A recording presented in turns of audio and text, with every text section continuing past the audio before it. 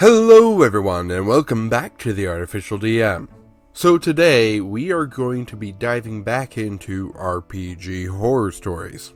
This RPG horror story is about a min-maxer who sounds like he is a rules lawyer, but not a rules lawyer over the RPG system that they're playing. Instead, he's a rules lawyer about anime. Anyway, let's jump into it. This is from Snowstorm 27. The min-maxer who knew too much about anime. This is a story of a player who lived only for combat. He never built a character that wasn't a master assassin, or an expertly trained warrior, or a fated hero chosen by the gods. We started off in 3.5, and I'd had some experience playing before, but I was the only player with any background in tabletop games. The DM had some experience as a DM, and we were a bunch of college freshmen that were interested. It quickly became apparent that each of us played the game for different reasons. I was personally more interested in role-playing and storytelling, as was my girlfriend at the time. The DM was using it as an easy excuse to make friends, have some snacks, and meet new people in the new town. One player just wanted to try a tabletop RPG. He had heard of them and thought they were interesting. But the min-maxer craved only power. After a lackluster first campaign of us learning the mechanics, we all leaned hard into an edginess that only 18-year-olds with a healthy media diet of anime and action movies can truly grasp. Over time, all of us grew out of it, except our min-maxer, who seemed destined to play a mix of Cloud Strife, Goku, and literal Jesus Christ at some point or another. In one campaign, he had buttered up the DM enough to give him a Vorpal dagger around level 10 or so. In the next combat, my barbarian fighter, my girlfriend's monk, and my friend's sorcerer all sat back and watched the blood flow like water as the min-maxer and possibly high bonuses instantly killed foes that we couldn't even scratch. After our freshman year, we picked up a couple extra players, and we decided to try Pathfinder. The min-maxer loved it because of the very crunchy rules-oriented nature of Pathfinder. My other friend, the sorcerer, also invested time into learning the ins and outs of Pathfinder in order to play at a more competitive level. Meanwhile, I played a dwarf skald with 2 hammers and a song in his heart. He had very little else to contribute. He was support first, combat second. I sunk all my feats into getting a tower shield with 2 weapon fighting. Good old Korgrod was roundly mocked by the rest of the party for being useless in battle, despite being able to give everyone +4 to hit and damage for a minute at will, and being the only healer. I neglected to mention that the min-maxer insisted on switching from rolling for stats to point buy. I have nothing against point buy, but I greatly prefer the whims of fate deciding my stats, rather than a number generator. It's also great for min-maxing, which I personally don't care for. Mr. Min-maxer decided that he'd like to try his hand at DMing a game. He said there would be pirates and treasure and lots of opportunity for everyone to shine.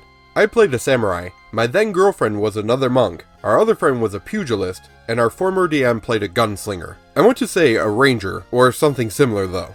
Each of us would be a pirate with a unique piratical job. So my girlfriend was the one in the crow's nest, our friend was the cook, the DM was our cannoneer, and I was something he had only ominously described as the expert. What the min-maxer had neglected to tell us was that his brilliant game he had planned was set in the world of One Piece, his favorite anime, which none of the rest of us had ever watched or expressed any interest in. My girlfriend had seen the first 5 or 6 episodes, and our former DM had watched a few at random as reruns. My character's job as the expert would be to prompt the DM to allow me to make knowledge checks about parts of the world and the lore. I had never seen an episode, so I didn't know what was suspicious and what was not. I also didn't know my character would be required to be knowledgeable about stuff until after the character was already built. I had made a badass swordswoman, Scourge of the High Seas, and Master of the Blade. Intelligence was, of course, my dump stat. What happened then was a month of the single most disappointing game I had ever played, and that counts the cringy homebrew stuff I had run before I really understood the game's mechanics. At every turn, I missed the plot, and it was my fault I didn't know to ask to roll a knowledge check because I didn't know some obscure detail from episode 688 of an anime I had never seen. Meanwhile, the recurring bad guy was a hyper-competent min-max lycanthrope sea captain who seemed to have supernatural abilities to control the winds and waves, broke the action economy, and had it out for our old DM for no particular reason. Every time we wanted to do something cool or flavorful, we couldn't because that's not how it works in One Piece! We were told pirates flew black flags, the Navy flew blue flags, and the merchant and passenger vessels flew white flags. Our intrepid captain, the pugilist cook, decided that we should purchase some blue flags to get the Navy off our back for a change. Oh, the merchants wouldn't sell to you. They can tell you're pirates. We purchased some high society clothes. They can just tell. Okay, whatever. One of us ended up with one of the mystical fruits that is so essential to One Piece lore. My knowledge check failed to help me learn anything. The fruit, we decided, should go to my girlfriend's monk. She was by far our most consistent damage dealer, and if she could have a cool trick, more power to her, and more likely for us to beat the min-maxer's overpowered boss creatures. The ability was something so underwhelming, I do not remember what it was. I want to say it extended her reach by 5 feet once a day or something. It never came up. Once, we were stealthily invading a base that belonged to our rival, the min-max lycanthrope. Our gunslinger was the closest we had to a rogue. High dexterity, and proficiency with picking locks.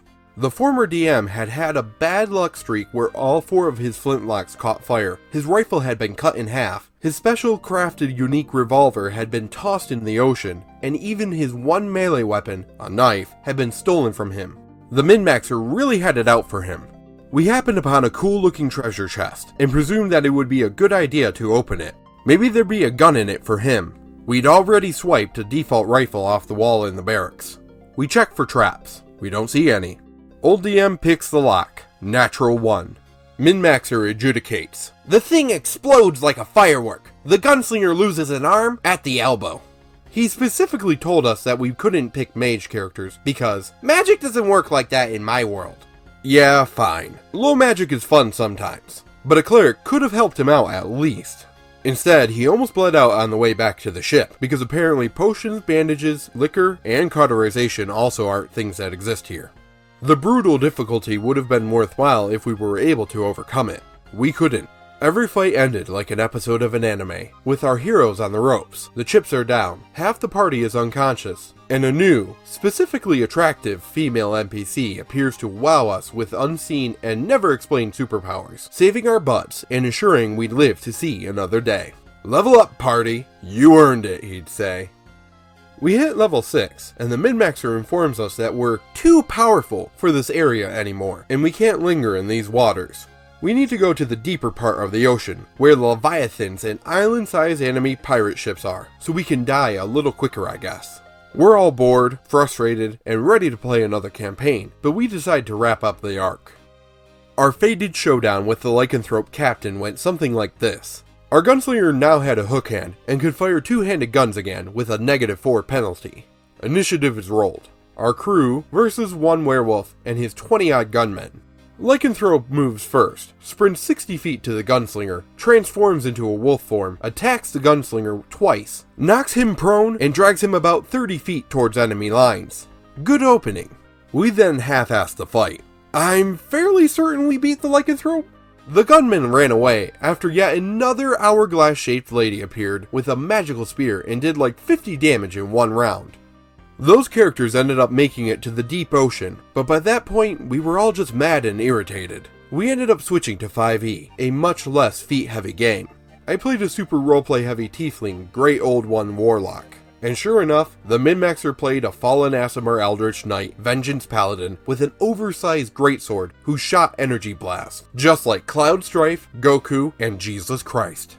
TLDR. A player who only knew how to build broken characters tried DMing, and got frustrated when no one at the table was able to build a character as broken as his villains. Also, One Piece was there. Alright, so in this story, it sounds a lot like the players and the DM just really had completely different expectations and playstyles when it came to the game. It would have been really interesting to see if the DM could pull off doing a One Piece adventure, had he actually involved the players in that same mindset and frame of reference for how he was constructing the world. Plus, when you restrict your players from being able to flavor their own actions and characters, it really does take the enjoyment out of the game, because that's one of the pivotal ways that they get to affect the game while having unique characters. Plus, if you really don't watch anime, you're not going to be invested in playing in an anime world because it's just not your interest, especially one that you haven't actually seen before. The other couple of sins here being the really overpowered boss, which I mean, if you want a reoccurring boss character, it is okay to have them overpowered, but don't throw your players into a combat scenario where they're going to get curb stomped. If you totally wreck one of the players within the first couple of rounds of combat because your boss is way overpowered, nobody's going to be interested. They're all going to be bored. And DMPC is coming and saving the day. That's the other big sin here. Being a rules lawyer about anime, one that your players haven't even watched, and revolving your whole campaign around the lore and important factors about how that anime works, would completely turn off any player at the game. Anyway, that's what I think of it. What do you guys think? Let me know down in the comments below. If you enjoyed this tale, please hit the like button. It really does help me out. That should do it for today, guys. And until next time, hope you feel inspired.